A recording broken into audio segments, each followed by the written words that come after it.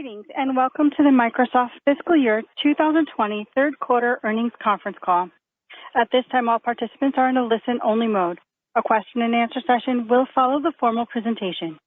If anyone should require operator assistance during the conference, please press star 0 on your telephone keypad. As a reminder, this conference is being recorded. I would now like to turn the conference over to your host, Mr. Mike Spencer, General Manager of Investor Relations for Microsoft. Thank you. You may begin. Good afternoon, and thank you for joining us today. On the call with me are Satya Nadella, Chief Executive Officer, Amy Hood, Chief Financial Officer, Frank Brode, Chief Accounting Officer, and Keith Oliver, Deputy General Counsel. On the Microsoft Investor Relations website, you can find our earnings press release and financial summary slide deck, which is intended to supplement our prepared remarks during today's call and provides reconciliation of differences between GAAP and non-GAAP financial measures. Unless otherwise specified, we will refer to non-GAAP metrics on the call. The non-GAAP financial measures provided should not be considered as a substitute for or superior to the measures of financial performance prepared in accordance with GAAP. They are included as additional clarifying items to aid investors in further understanding the company's third quarter performance, in addition to the impact these items and events have on the financial results. All growth comparisons we make on the call today relate to the corresponding period last year, unless otherwise noted. We also provide growth rates in constant currency when available as a framework for assessing how our underlying businesses performed, excluding the effect of foreign currency rate fluctuations. Where growth rates are the same in constant currency, we will refer to growth rate only. We will post our prepared remarks to our website immediately following the call until the complete transcript is available. Today's call is being webcast live and recorded. If you ask a question, it will be included in our live transmission, in the transcript, and in any future use of the recording. You can replay the call and view the transcript on the Microsoft Investor Relations website. During this call, we will be making forward-looking statements, which are predictions, projections, or other statements about future events. These statements are based on current expectations and assumptions that are subject to risks and uncertainties. Actual results could materially differ because of factors discussed in today's earnings press release, in the comments made during this conference call, and in the risk factor section of Form 10-K, Forms 10-Q, and other reports and filings with the Securities and Exchange Commission. We do not undertake any duty to update any forward-looking statement. And with that, I'll turn the call over to Satya. Thank you, Mike. We delivered double-digit top-line and bottom-line growth once again this quarter, driven by the strength of our commercial cloud. As COVID-19 impacts every aspect of our work and life, we have seen 2 years' worth of digital transformation in 2 months. From remote teamwork and learning to sales and customer service to critical cloud infrastructure and security, we are working alongside customers every day to help them stay open for business in a world of remote everything. There is both immediate surge demand and systemic structural changes across all of our solution areas that will define the way we live and work going forward. Our diverse portfolio, durable business models, and differentiated technology stack across the cloud and the edge position us well for what's ahead. And now I'll highlight our innovation and momentum, starting with modern work. We are empowering people and organizations for a world of secure, remote work and learning with Microsoft 365 and Teams. As work norms evolve, organizations are realizing they need a comprehensive solution that brings together communications, collaboration, and business process, built on a foundation of security and privacy. Microsoft Teams supports multiple communications modalities in a shared workspace. It's the only solution with meetings, calls, chat, collaboration, and with the power of Office and business process workflows in a single integrated user experience with the highest security as well as compliance. Teams keeps all your work and communication, conversations, documents, whiteboards, and meeting notes in context. It helps people collaborate inside and outside meetings, making them more efficient, effective, while reducing fatigue. We're accelerating Teams innovation, adding new capabilities each week, and now support meetings of all sizes, meetings that scale from 250 active participants to live events for up to 100,000 attendees to streaming broadcasts. We saw more than 200 million meeting participants in a single day this month, generating more than 4.1 billion meeting minutes. Teams now has more than 75 million daily active users, engaging in rich forms of communication and collaboration. And 2/3 of them shared, collaborated, or interacted with files on Teams, and number of organizations integrating their third-party and line of business apps with Teams has tripled in the past 2 months. In healthcare alone, there were more than 34 million Teams meetings in the past month. New capabilities enable providers like Northwell Health, New York State's largest health provider, to deliver first-class telehealth. And the NHS in the United Kingdom is using Teams to ensure staff have the tools they need to do their vital work. Now that home offices are doubling as home schools, educational outcomes are at a premium. The combination of Teams and curriculum in OneNote and social learning with Flipgrid give teachers a complete remote learning solution so that they can improve student outcomes. More than 183,000 educational institutions now rely on Teams. In the United Arab Emirates, more than 350,000 students are using Teams. In Italy, the University of Bologna chose Teams to move 90% of their courses for 80,000 students online in just 3 days. 20 organizations with more than 100,000 employees are now using Teams, including Continental AG, Ernst & Young, Pfizer, and SAP. Just last week, Accenture became the first organization to surpass 500,000 users. And we expanded our partnership with NFL to include Teams, which powered their first ever virtual draft. More broadly, we continue to see momentum with organizations across Microsoft 365. Office 365 now has 258 million paid seats. Usage of Windows Virtual Desktop tripled this quarter as organizations deploy virtual desktops and apps on Azure to enable secure remote work. From Interpublic Group and Kohler to Vodafone, the world's leading companies are choosing Microsoft 365 as their productivity cloud. And we continue to see strong demand for our premium offerings from customers like MasterCard, Autodesk, AARP, and Coca-Cola, which chose not only Microsoft 365 but Dynamics 365 and Azure in a 5-year multi-cloud agreement. We're also expanding our opportunity with consumers with Microsoft 365 Personal and Family, which now has more than 39 million subscribers. And we're bringing Teams to consumers for the first time so that they can stay connected with family and friends. Windows 10 now has more than 1 billion monthly active devices, up 30% year over year. And we are seeing demand for Windows 10 PCs from small screens to large screens to dual screens. Now on to security. Security remains a strategic priority for every organization, and the shift to remote only increases the need for integrated end-to-end zero-trust security architecture that reduces both cost and complexity. Third-party analysts affirm our leadership as the only company that offers comprehensive identity, security, and compliance solutions.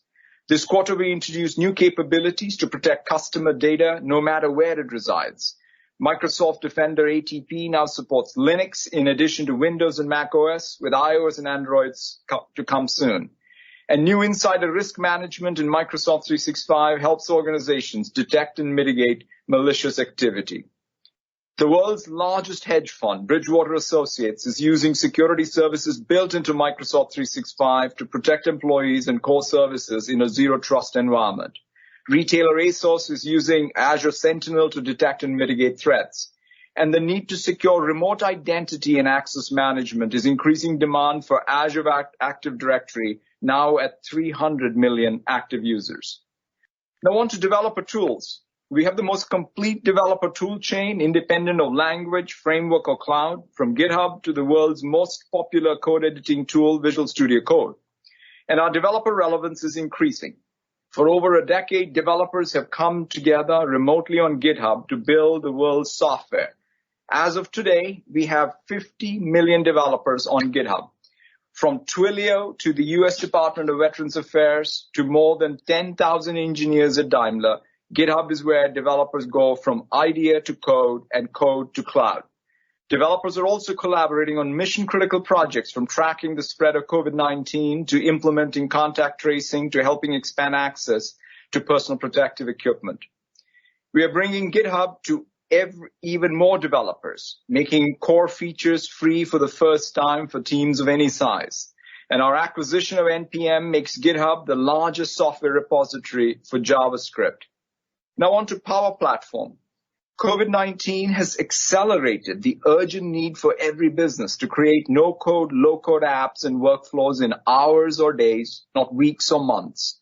Power Platform is already used by more than 3.4 million citizen developers and business decision makers. If you can create an Excel spreadsheet, you can create an app, build a virtual agent, automate a workflow, analyze data, and share insights in real time. In just 2 weeks, Swedish Health Services, the largest non-profit health provider in the Seattle area, used Power Apps to track critical supplies. Thousands of organizations are relying on new integration between Microsoft Teams and Power Apps to share timely information. And governments around the world are using Power BI to share the latest COVID-19 data with their citizens.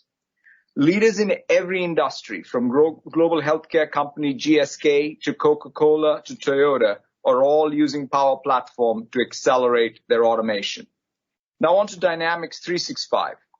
Dynamics 365 is helping thousands of organizations accelerate digital transformation as they remote every part of their operations, from manufacturing to supply chain management to sales and customer service, inclusive of new scenarios like curbside pickup, contactless shopping, remote customer assistance, and operations. Patagonia is using Dynamics 365 Commerce to rapidly move to new, more intelligent distribution and fulfillment models, including contactless shopping. And we are working with card issuers like American Express, so merchants who use Dynamics 365 fraud protection can reduce fraudulent activity as they process more transactions online. In field service, the world's largest commercial real estate services firm, CBRE, is using Dynamics 365 Remote Assist to help keep its life sciences tenants' labs fully operational from afar. An enterprise software company, C3.ai, founded by Tom Siebel, shifted its entire sales force to Dynamics 365 Sales in less than 2 weeks. Now to LinkedIn. Amidst the changing jobs market, LinkedIn's role in creating economic opportunity for every member of the global workforce has never been more acute. LinkedIn is where more than 690 million professionals go to connect, learn new skills, and find new opportunities, contributing to record levels of engagement across the platform in Q3. We're helping organizations attract, retain, and develop talent with our portfolio of talent solutions, talent insights, Glint, and LinkedIn Learning. Professionals watched nearly 4 million hours of content on LinkedIn Learning in March, a nearly 50% increase month over month. With LinkedIn Live, people and organizations can broadcast video content to their networks in real time. Streams are up 158% since February. And the combination of LinkedIn Sales Navigator and Dynamics 365 gives sales professional tools for more effective remote selling. Now on to gaming. People everywhere are turning to gaming to sustain human connection while practicing social distancing. And we continue to deliver new, exclusive, first and third-party content to attract and retain gamers. We saw all-time record engagement this quarter, with nearly 90 million active users of Xbox Live, led by the strength on and off console. Xbox Game Pass has more than 10 million subscribers, and we are seeing increased monetization of in-game content and services. And our Project X Cloud gaming service now has hundreds of thousands of users in preview across 7 countries, with 8 more launching in the coming weeks. Now on to Azure. Now more than ever, organizations are relying on Azure to stay up and running, driving increased usage. We have more data center regions than any other cloud provider, and this quarter we announced new regions in Mexico as well as in Spain. We are the only cloud that extends to the edge with consistency across operating models, development environments, and infrastructure stack. Now Azure Edge Zones extends Azure to the network edge, connecting directly with the carrier's 5G network to enable immersive real-time experiences that require ultra-low latency. And our acquisition of Affirm Networks will help operators deploy and maintain 5G networks and services cost-effectively and securely. From BlackRock to Coca-Cola to Genesis, leading companies in every industry are choosing Azure. The NBA is using Azure and our AI capabilities to build their own direct-to-consumer experiences. And the world's largest companies like AB InBev and Mars continue to migrate their SAP workloads to our cloud. In AI, customers are applying a comprehensive portfolio of tools and services and infrastructure to address unique challenges, including those created by COVID-19. In healthcare, we are seeing compute data and AI come together to help speed up response, from testing to therapeutics and vaccine development. Healthcare providers have created more than 1,400 bots using our healthcare bot service, helping more than 27 million people access critical healthcare information. The Centers for Disease Control is using the healthcare bot to help people self-assess for coronavirus symptoms. Adaptive Biotechnologies is using our tools to decode the immune system's response to the virus. And Immunity Bio is using more than 24 petaflops of computing power on our cloud to help researchers build models in days instead of months. Enterprises are using our speech services to manage a record influx of customer service inquiries, including Post Italian, which is using it to automatically respond to nearly 170,000 calls per day. All up 6 million hours of speech were transcribed in March alone. In closing, we will continue to work and innovate alongside our customers as their digital first responders today and as their trusted digital transformation partners going forward. With that, I'll hand it over to Amy, who will cover our financial results in detail and share our outlook, and I look forward to rejoining for your questions. Thank you, and good afternoon, everyone.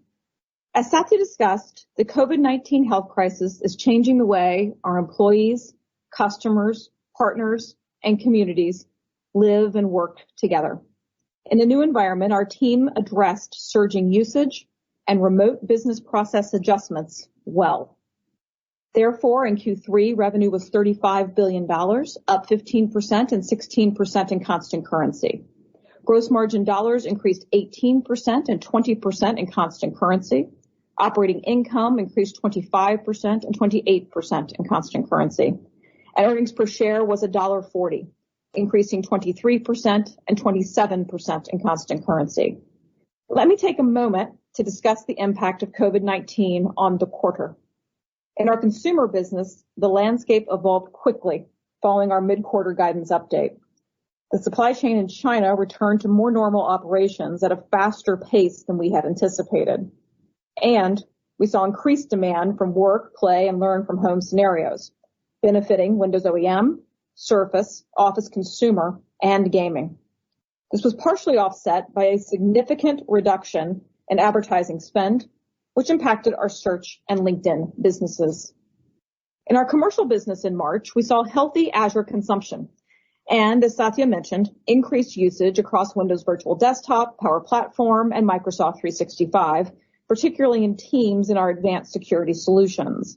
However, we also saw some changes to our sales dynamics, particularly in the industries and segments most impacted by COVID-19. We saw a slowdown in our transactional business across segments, but particularly in small and medium businesses. In enterprise services, growth rates slowed as consulting projects were delayed. And on annual contracts in LinkedIn's Talent Solutions business, renewals were impacted by the weak job market. Moving to our overall results. Commercial bookings increased 7% and 12% in constant currency on a relatively small expiration base and strong prior year comparable. Growth was driven by strong renewal execution consistent with prior quarters, though we saw some impact from the previously mentioned changes in sales dynamics. Commercial remaining performance obligation increased 24% to $89 billion. Approximately 50% will be recognized in revenue in the next 12 months, in line with prior quarter trends. Our commercial revenue annuity mix increased 2 points year over year to 92%. And commercial cloud revenue was $13.3 billion, growing 39% and 40% in constant currency. Commercial cloud gross margin percentage increased 4 points year over year to 67%. Significant improvement in Azure gross margin percentage, including some benefit from short-term utilization gains as we work through COVID-19 related supply chain constraints, more than offset sales mix shift to Azure. Company gross margin percentage was 69%, up 2 points year over year, driven by favorable segment sales mix and improvement across all three of our segments. In line with expectations, FX reduced revenue growth by 1 point and had no impact on operating expense growth. The FX impact on COGS growth was slightly more favorable than expected and reduced growth by 1 point. Operating expense grew 10%, slightly below expectations, primarily driven by lower marketing and travel spend in March. And operating expenses expanded this quarter, operating margins expanded this quarter as a result of higher gross margins and disciplined decisions to invest in strategic and high growth areas. Now to our segment results. In line with expectations, revenue from productivity and business processes was $11.7 billion, increasing 15% and 16% in constant currency. Office commercial revenue grew 13% and 15% in constant currency. Office 365 commercial revenue grew 25% and 27% in constant currency, again driven by installed base growth across all workloads and customer segments, as well as higher ARPU, with strong upsell to E5. And Office 365 commercial seats grew 20% to nearly 258 million, with an increasing mix from Microsoft 365. Office consumer revenue grew 15% and 17% in constant currency, driven by growth in Office 2019 and Office 365 subscription revenue. Office 365 consumer subscribers grew to 39.6 million, benefiting from the increased demand noted earlier. Dynamics revenue grew 17% and 20% in constant currency, driven by Dynamics 365 growth of 47% and 49% in constant currency. LinkedIn revenue increased 21% and 22% in constant currency, as early quarter momentum was slightly offset by the slowdown in advertising. Segment gross margin dollars increased 16% and 18% in constant currency, and gross margin percentage increased 1 point year over year, as improvements in Office 365 and LinkedIn margins more than offset an increase in cloud revenue mix. Operating expense increased 12% and 13% in constant currency, driven by continued investment in LinkedIn and cloud engineering. And operating income increased 20% and 23% in constant currency. Next, the Intelligent Cloud segment. Revenue was $12.3 billion, increasing 27% and 29% in constant currency, ahead of expectations, driven by continued customer demand for our hybrid offerings. On a significant base, server products and cloud services revenue increased 30% and 32% in constant currency. Azure revenue grew 59% and 61% in constant currency, driven by continued strong growth in our consumption-based business. In our per-user business, our enterprise mobility install base grew 34% to over 134 million seats, with continued benefit from Microsoft 365. And our on-premises server business grew 11% and 12% in constant currency, driven by the demand for our hybrid and premium solutions and continued benefit from the end of support for Windows Server 2008. Enterprise services revenue increased 6% and 7% in constant currency, as growth in premier support services more than offset the consulting delays. Segment gross margin dollars increased 30% and 32% in constant currency, and gross margin percentage increased 2 points year over year, as another quarter of significant improvement in Azure gross margins more than offset the growing mix of Azure IaaS and PaaS revenue. Operating expense increased 19%, primarily driven by continued investments in Azure. And operating income grew 42% and 46% in constant currency. Now to more personal computing. Revenue was $11 billion, increasing 3% and 4% in constant currency, ahead of the revised expectations from our mid-quarter guidance update, as better than expected Windows OEM, Surface, and gaming revenue more than offset lower than expected search revenue. OEM, as well as Surface revenue, benefited from the improved supply chain in China, increased demand from remote scenarios, and continued Windows 7 end-of-support dynamics. In OEM non-Pro, those dynamics were offset by continued pressure in the entry-level category. Windows commercial products and cloud services grew 17% and 18% in constant currency, again driven by Microsoft 365 and demand for our advanced security solutions.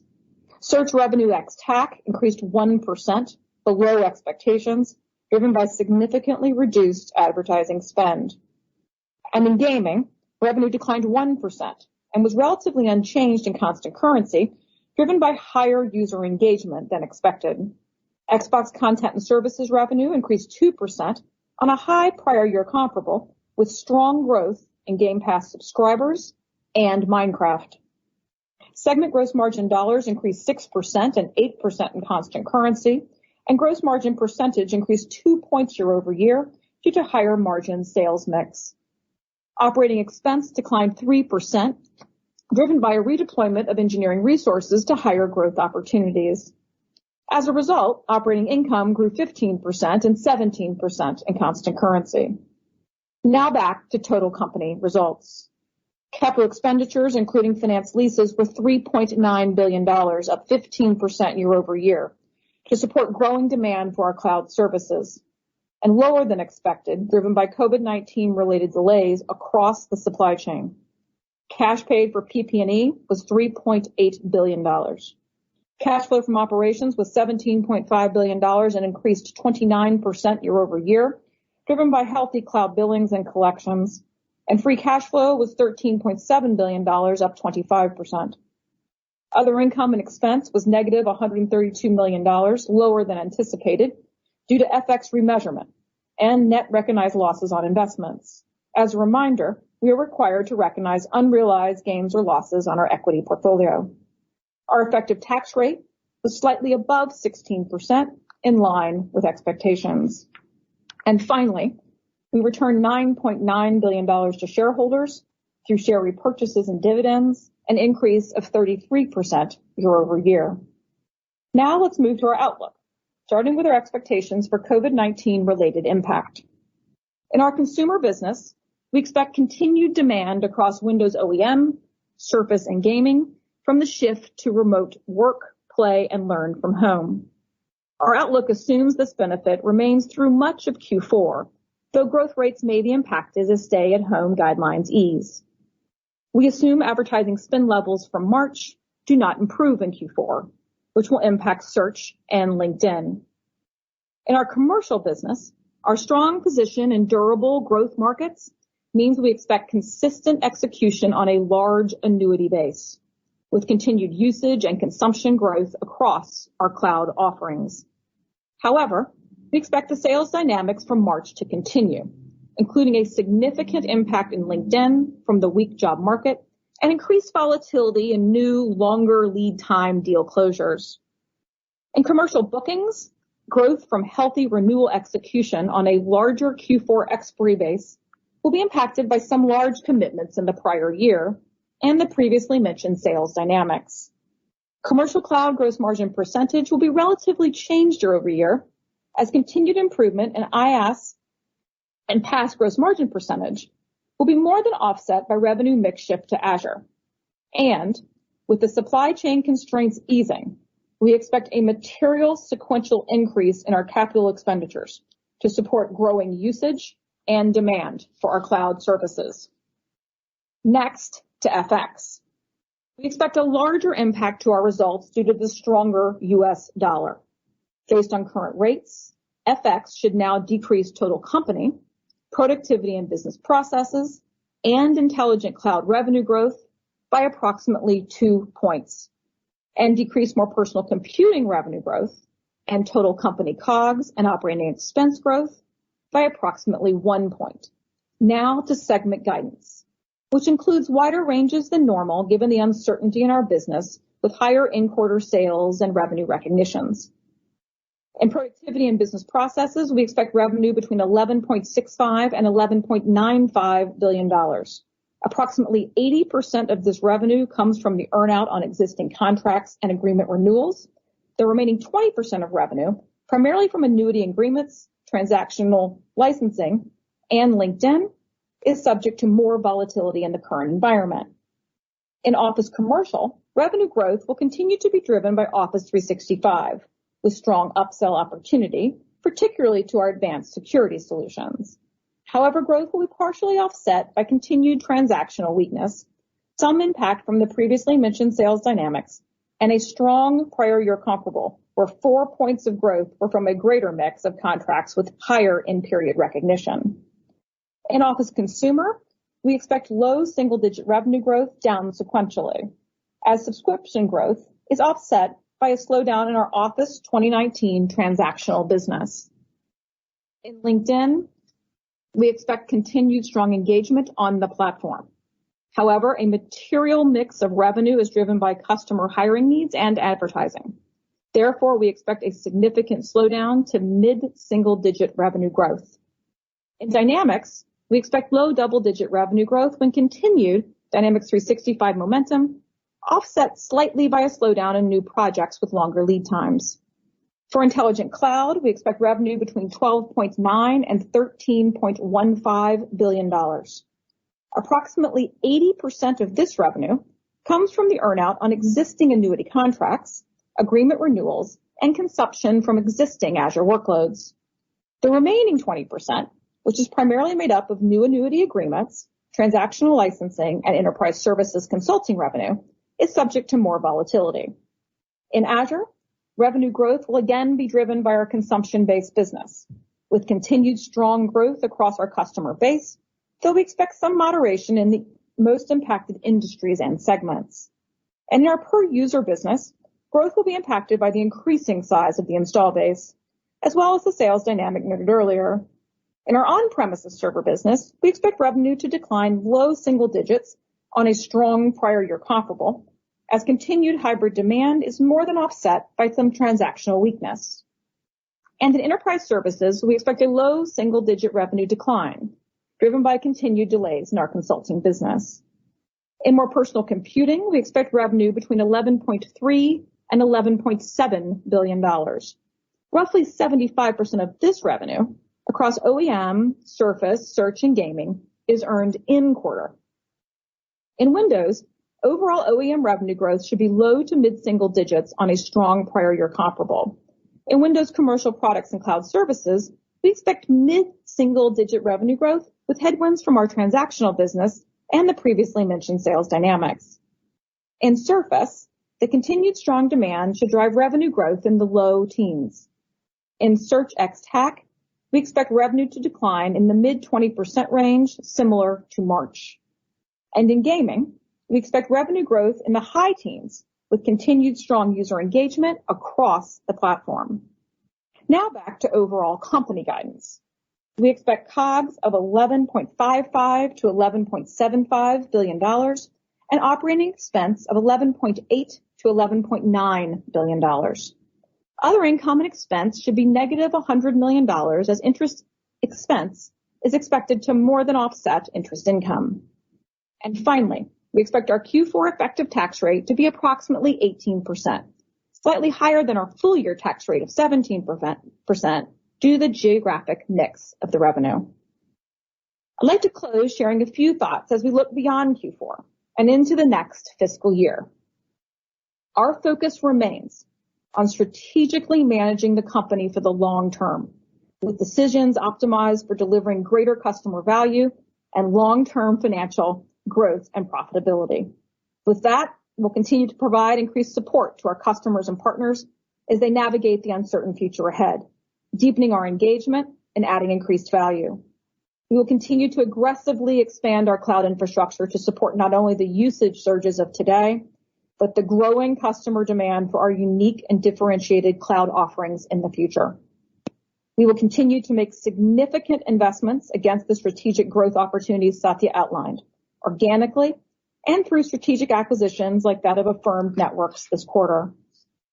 And we have the flexibility, given our strong financial position and free cash flow generation, to do all of this and support our commitment to capital return.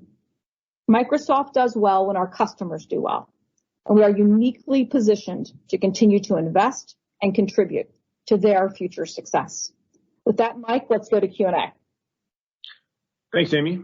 We'll now move over to Q&A. Out of respect to others on the call, we request that participants please only ask one question. Operator, can you please repeat your instructions? Thank you. If you'd like to ask a question, please press star 1 on your telephone keypad. A confirmation tone will indicate your line is in the question queue. You may press star 2 if you'd like to remove your question from the queue. For participants using speaker equipment, it may be necessary to pick up your handset before pressing the star keys. Our first question comes from the line of Keith Weiss with Morgan Stanley. Please proceed with your question. Thank you guys for taking the question. Very impressive quarter in a difficult time, and I hope all of you and your families are all safe and healthy. Satya, a question for you.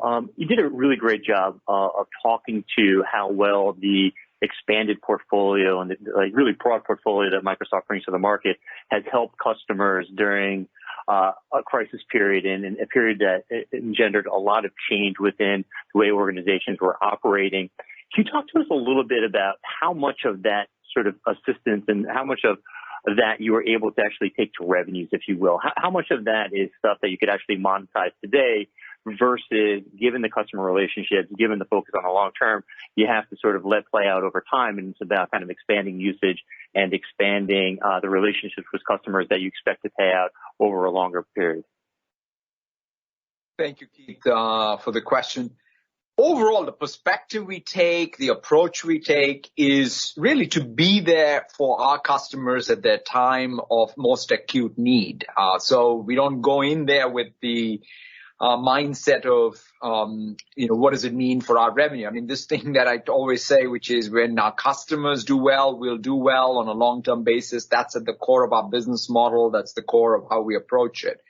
That said, Keith, I think there are 3 phases here. And there's overlap. For example, the phase we are mostly in right now is that first response phase, where from business continuity perspective, people want to be able to work remotely, want to be able to conduct remote operations. That's what's leading to increased demand in Teams or increased demand in remote desktop and security and what have you. So that's sort of, I would say, the phase we are in broadly. And of course, there are certain sectors like the healthcare sector. There is even, education, obviously, as well as some of the public sector organizations that all have surge demand, or even in some segments of retail where there is surge demand. And so that's something that we are scaling to meet their needs. Then I believe as we work out here, so if you think about the next phase of recovery, it's more like a dial. Things will start coming back in terms of economic activity, and we'll have to keep, adjusting the dial. This hybrid work is going to be there with us for a period of time. That's where some of the sort of architectural product strength of ours will be very useful to our customers. Even just take Teams. Teams is not just about having lots of video meetings. Teams is about actually getting work done where meetings and video is one part. So that's, for example, something the utility of it will only increase for our customers as some people come back to work, some people are remote, you have to collaborate without any fatigue. So that's that second phase. And then the third phase is where there is going to be structural change. There's no turning back, for example, in telemedicine, right? If you look at even what has happened in this first phase with AI bots powering telemedicine triage, that's going to change, I think, what healthcare outcomes look like. Same thing in education. Digital twins. This is something I think I talked about maybe in the last earnings even. This is what anybody who has a digital twin is able to first remote the control plane, is able to automate, is able to simulate. That's huge for anybody who's into manufacturing or is trying to model out and plan their supply chain. So I think that there are ways for us to participate in what ultimately will be productivity growth. But immediate term, we're mostly building out the relationships, adding new customers, adding intensity in usage in existing relationships, which all in the long term will play out in terms of economics for us as well. And maybe just to add on to that, the way you might think about that, Keith, is the first stage for many of the licensing protocols was to include trial offers for many of our customers who were in need of the specific things we just discussed. And over time, being able to convert that into a monetization engine, or, for example, to take some of the usage surge we've seen even across our consumer properties, or even in gaming or Office 365, which is now Microsoft 365 for consumers. I think there's a lot of opportunity here for us to continue to add value. And when you add value, long-term customer value certainly goes up. Excellent. Thanks, Keith. Operator, we'll take the next question now, please. Thank you. Our next question comes from the line of Mark Mordler with Bernstein Research. Please proceed with your question.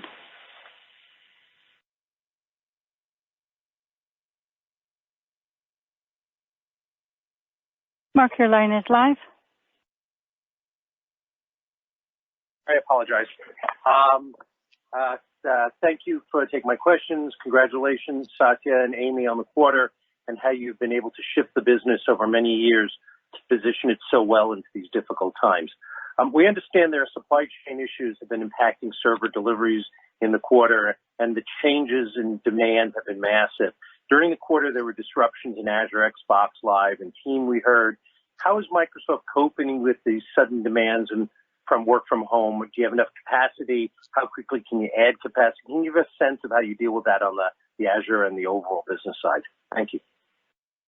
Yeah, maybe I'll start, and Amy, you can add to this. Overall, first, I think I would say the current cloud architecture, whether it's at the infrastructure level or the SaaS applications with M365 or Azure, have been, I think, very, very helpful in us being able to all, as an economy, pivot to this new way of working from home, remoting all of our operations. If you think about it, like the orders of magnitude increase we've seen in usage, in our own case with our applications such as Teams or virtual desktop, have been tremendous. And that's happening, as I said, in different segments with our customers as they move to remote operations and are dealing in some cases with their own surge demand, or what you've seen even in gaming and other entertainment categories.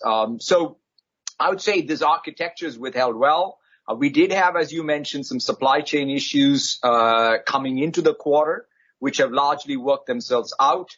But we have a data center architecture and a footprint that really supports our customers' needs for both the elasticity of demand they need, but also compliance. So one of the things is data sovereignty and security is not going to go away ever, especially in the geopolitical environment we live in. If anything, it's going to be more important for us to support this need for people to scale while keeping them compliant. And so we feel well positioned for that. With that, I'll transition to Amy to add further. And I think, Mark, in many ways, the way you see that capacity show up is in the Q4 CapEx guide. And so while we spent 3.9 in Q3, that was certainly short, in particular on the server side, in terms of getting what we need into the data centers. Things got a lot better in March, and they're continuing to get better. And so I feel good that we'll have a healthy CapEx number in Q4, but more importantly, continue to get ahead of the surge demand and also there's the continuing demand growth we're seeing across the properties. Thank you, and congrats. Thanks, Mark. We'll take the next question, please. Thank you. Our next question comes from the line of Heather Bellini with Goldman Sachs. Please proceed with your question. Great. Thank you so much for taking the question. I actually had two for you. I was wondering if you could share new logo growth in Azure and Office 365 versus net expansions. Just if there's any color you could give on what happened in the quarter. And also, I guess, Satya, how do you think about the adoption curve of Azure and the workloads in the cloud accelerating over the next few years as a result of the changes that may occur from COVID? And any thoughts on if your 3-year out view of cloud adoption is increasing as a result of what's going on? Thank you. Yeah, maybe, Amy, I'll take the second one first, and then you can take the first one. Great. I would say there's no question that moving to the public cloud, even in a time like this, is just capital efficient. If you think about for any business, the conversations we are having, is even for businesses that are having tough economic cycles, one of the smartest things that anyone can do, and we want to be very helpful in those conversations, is to transition to the efficient frontier as quickly as possible so that they can have more agility, more elasticity, and better unit economics coming out of this, or even while you're in this crisis. So I think the migration to the cloud is absolutely a secular shift. But at the same time, the architecture of the cloud itself is going to be, have the cloud and the edge. So it's not just about migrating off premise, but it's going to be able to have an architecture that supports the needs, where edge compute is increasingly going to be very important. That's why even what we are doing on our edge compute, what we did with Affirm Networks, what we did with even the launch of Azure Edge Zones, all speaks to, I think, what is going to be the secular infrastructure architecture going forward. And to your first question on really expanding the customer base versus adding seats or consumption within that customer base, we actually saw both this quarter again. The way you would have seen a little bit of weakness, I guess, in on-premises Office commercial due to the transactional weakness and maybe SMB. But outside of that, Heather, it didn't really show a different pattern than I would have normally expected in terms of a breakdown between those. The one difference I will say is just because there was so much deployment done in the past 4 weeks, especially around Teams and some of the other workloads. There's certainly a distinction that a lot of that was expanding the footprint as opposed of deployment much faster than I think many enterprises had initially planned to do so. Great. Thank you. Thanks, Heather. Operator, we'll move to the next question, please. Thank you. Our next question comes from the line of Brent Thill with Jefferies. Please proceed with your question. Good afternoon. Satya, I was curious if you could share the next chapter of Teams, what you think it looks like, and maybe speak to the monetization halo that you're seeing with the rest of the product line spinning off of the great adoption, which seems to be doubling every time you give us the stats. Thanks for getting our firm up on Teams basically in a couple of weeks. Thanks, Brent.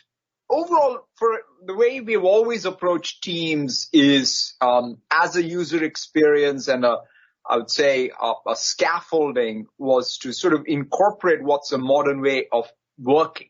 We always felt that we needed to have, in some sense, best-in-class functionality in each of the modalities, right? Whether it's meetings or chat, collaboration or business process. But the most important thing is to bring these together so that people can get more done. Teams of people and organizations can get more done. And that's what you see play out. Even in this pandemic, if you look at it, of course, there's no question meetings are most important. We do a lot of them. But at the same time, what is happening in a meeting is the important context that can't get lost. That's what's going to have continuity, whether it's the whiteboard you created, it's the OneNote you shared, it's the document you edited together, it's a business process alert that you are responding to. Thinking that through holistically is the most important thing. And that's where our focus will be. In fact, some of the stats I shared even around some of the number of business process applications that are getting integrated. One of the most exciting things to me that happened even in this COVID response was people were able to use Power Platform to build new applications in hours, put that into Teams, and then get their first-line workers to be able to track, say, for PPE, because there was no ERP system that did that. That ability to digitize at high rates and do it in the context of how people work and collaborate, I think speaks to the power of the Teams platform. And it, when Teams does well, all of Microsoft 365 does well. Great. Thanks, Brent. Operator, we'll move to the next question, please. Thank you. Our next question comes from the line of Phil Winslow with Wells Fargo. Please proceed with your question. Hey, thanks guys for taking my question, and I'm glad to hear that you all are well, and I hope the same for your families. Satya, in your prepared remarks, you mentioned how Microsoft continues to broaden its relevancy with developers from GitHub, Visual Studio Code, AppOps Dev Server, and most recently, obviously, multi-cloud infrastructure as code with Azure Arc.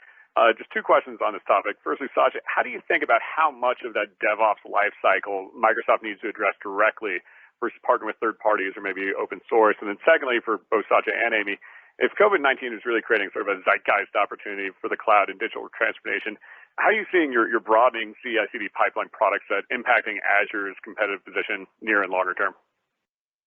Yeah, first thing, we have always said when we acquired GitHub that we want to be in the developer tools and developer services business as an end, not as a means to some end. And so that's what we're executing on. We care about this. After all, Microsoft was created as a dev tools company first before anything else, and that means a lot to us. And so with GitHub now, we're just really executing on that strategy, which is to start. And that means you have to be true to the developer choices. So this is not about us having anything homogenous from us, but to really respect the heterogeneous choices of developers. All we want to make sure is we bring the very best of our code editing tools to GitHub as the code repository, bring great security capabilities, bring the best of CI/CD and DevOps, bring even LiveOps, something like Azure PlayFab, all of those tools. But it's not to say that anyone else can't participate. In fact, we have marketplaces on Azure as well as on GitHub. It'll work across clouds. So we will always ensure that it's an open community that supports all of the developer choices.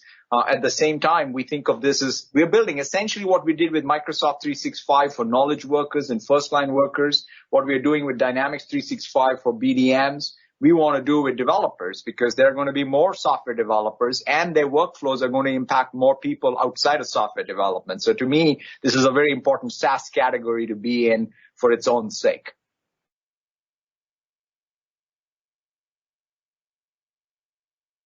Great. Thanks, Bill. Operator, we'll move to the next question, please. Thank you. Our next question comes from line of Raimo Lenschow with Barclays. Please proceed with your question. Yeah, thanks. Thank you, and hope you guys are staying safe. I wanted to focus on Dynamics. It's obviously not the biggest part of Microsoft, but it's a very important growth one.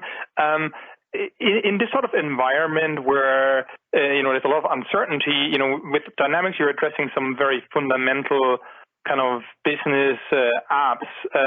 What do you see there in terms of customer appetite to kind of go for this at this point? Is that kind of an area, because it's now online compared to on-premise, that is seeing more adoption, a fast adoption? Or can you talk a little bit about the trends there? Thank you. Sure. I think it's actually a very important to have the ability in a very agile way as a business to be able to move on your business process needs. So, for example, if you're a retailer and you now need to do contactless shopping, that is something that, for example, Dynamics is going to support for you to be able to use even commodity cameras with AI modules, with all of it helping with a data model that supports shopping inside of physical stores or curbside pickup. Or even remote assistance. These are some of the examples I even used in my script. So this is what is sort of going to be high priority. So as long as business applications like ours with Dynamics 365 address the immediate pressing needs, these are project starts that will happen because in some sense that's the way for economic activity to return. But at the same time, I think business applications that perhaps have longer lead in terms of implementation, people are probably going to take some more time to decide on it. But whereas we think we're well positioned to capture the new scenarios and Power Apps, because we think about Power Platform and Dynamics as both what we do with business applications. And we feel that between these two, along with Azure, are well positioned to address what are going to be increasing digitization needs, where people don't have months to deploy or months to implement, and that's where we shine. And I think that you would say that we've seen that in our pipeline and really in the customer demand scenarios. So I think we've seen is really more of a shift to some of these quick time to value deployments and a real change in terms of new long lead time projects there. And I think that's probably not surprising. And the one scenario I should mention is for anyone, who's looking to say, how do I continue to generate revenue? Remote sales, for example, is going to be a very critical scenario. And there's no better solution than the combination of dynamic sales and LinkedIn Sales Navigator to be able to drive, especially B2B sales. So those are the types of solutions that are going to be very relevant in times like this. Okay, very clear. Thank you. Congrats. Thanks, Cheryl. Operator, we'll move to the next question, please. Thank you. Our next question comes from the line of Mark Murphy with JP Morgan. Please proceed with your question. Yes, thank you. I'm interested in whether you see the current environment as a net tailwind or a net headwind on Azure growth, just as we try to weigh the idea of the pandemic as a forcing function to adopt cloud a little more rapidly versus, on the other hand, potential economic pressure on IT budgets. How do you think that balances out for bookings and for consumption? Let me start, and Amy, you can add to it. There are, as you said, many different ins and outs here. But if you step back and ask yourself, say 2 years from now, is there going to be more being done in the public cloud or hybrid cloud or less? The answer is more. Just because it is more efficient, it is the only way for you to have even the business continuity required in times like this, and your needs going forward of increasing digitization are going to be met with better pricing, better economics at a unit price level for the given business. So that's sort of what we use to forecast out what we commit, both in terms of CapEx, OpEx, innovation, and customer engagement. To your point, ultimately, Microsoft's not immune from what's happening broadly in the world in terms of GDP growth. But at the same time, if there is going to be economic activity, then I would claim that digital as a component of that economic activity is going to increase. And specifically, the full stack we have from infrastructure to our SaaS applications are going to be very competitive in that context. And I think for me, it's so clear. I think we talk about our capital investment or our worldview, that it's a tailwind over any long period of time. Satya talked about, 2 years or 3 years for sure. And I think the way you're seeing it in something like bookings, for example, would be maybe you don't make as large of a giant commitment and you're more willing to do pay as you go, as you just think about making that transition. When you don't want to have a giant budget conversation with your department, but you'd rather move to an easier use and pay in the moment. And I think some ways that will be the same thing that we were already seeing is a transition in terms of thinking about that for long term. And so it'll have some impact, as big deals always did or didn't, on bookings. And so I would keep that in mind. But other than that, I think obviously over a longer period of time, it's certainly a tailwind. Thank you very much. Thanks, Mark. Operator, we'll take our last question now, please. Thank you. Our last question comes from the line of Alex Zukin with RBC Capital Markets. Please proceed with your question. Hey guys, thanks for taking my question, and glad to hear you're staying safe. Satya, given the incredible spike you're seeing in Teams and broader office adoption around remote work, I guess maybe first, given how this crisis has dramatically accelerated some of these adoption curves, how do you think about the longer-term growth and monetization trajectory on Teams and Office, maybe versus pre-COVID levels? And then if you think about, your competitive positioning, having both the opportunity to solve remote work challenges from a productivity standpoint and infrastructure challenges from an Azure standpoint, how does the combination of those change some of the competitive dynamics in the market right now? Thank you for that question.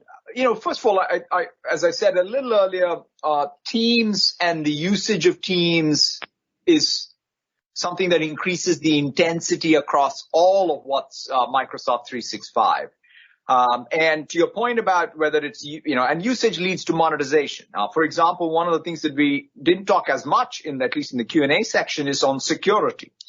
If you look at one of the key considerations as people go remote work, is to ensure, starting with the identity to the device endpoint, to the application, to the information in the application and the infrastructure behind the app, you need that zero trust architecture. So that's, again, built in. to and in around Teams itself. So to me, we have, but same thing with compliance, right? So it's one thing to have Teams, people working remotely, but information being shared in Teams, that one note you share, does it carry the policies that were set for information protection? See, that's the big advantage we have architecturally in terms of all this having been built with one particular set of architectural principles so that they can be enforced throughout all of these applications.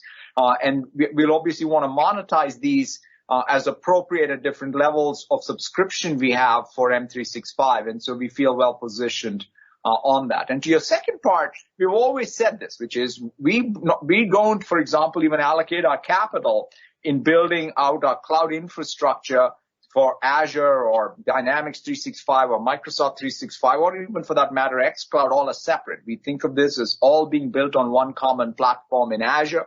And that's where our fundamental capital efficiency of that architecture comes from.